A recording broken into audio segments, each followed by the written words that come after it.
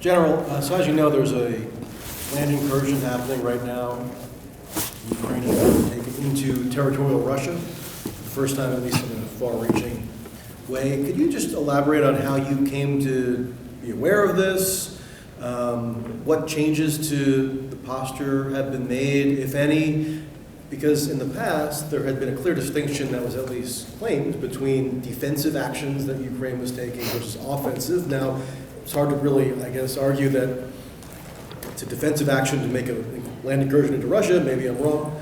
But how do you kind of conceptualize what Ukraine is doing there, and how does it relate to the U.S. Nuclear posture? Yeah, so from my perspective as a STRATCOM commander, you know, I have not changed any posture in my forces, if that's the question that you're asking.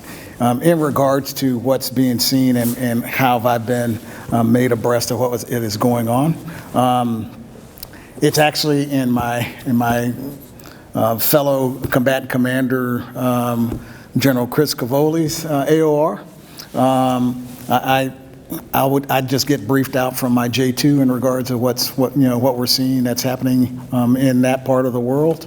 I don't know that I could actually give you a really good answer in regards to that, not being the commander of EUCOM. And obviously, not trying to get you to comment on any political matters, but we are in election season, so I'm slightly obliged, I suppose. You're obliged to ask, I'm not obliged to answer. Perhaps. There was questions raised around the cognitive fitness of the president. Can you just touch on your dealings with him as of late?